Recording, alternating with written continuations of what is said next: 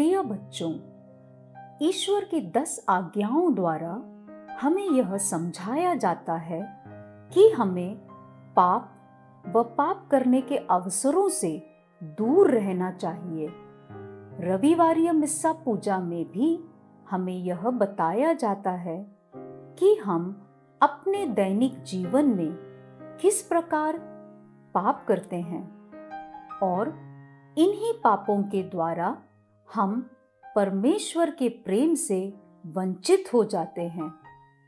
गलत कार्यों जैसे झूठ बोलना, दूसरों को हानि पहुंचाना, चोरी करना, अपशब्द कहना एवं झगड़ा करने के द्वारा हम कई बार पाप के जाल में फंस जाते हैं।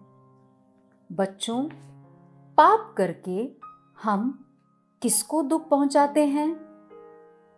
पाप द्वारा हम अपने सृष्टिकर्ता को दुख पहुंचाते हैं, जिन्होंने हमारे लिए क्रूस का बलिदान दिया। उस बलिदान से हमें अनंत जीवन प्राप्त होता है। रोमियो के नाम संत पौलुस के पत्र अध्याय 6 वाक्यांश 23 कहता है, पाप की मजदूरी मृत्यु है। हम पुराने नियम में भी पढ़ते हैं कि किस तरह कैन ने अपने भाई एबल को मारकर ईश्वर से पवित्रता का संबंध तोड़ दिया था। अर्थात हम भी पाप के द्वारा ईश्वर को दुखित करते हैं। वही ईश्वर जिसने हमारी सृष्टि की और हमारे लिए अपने इकलौते पुत्र को पृथ्वी पर भेजा।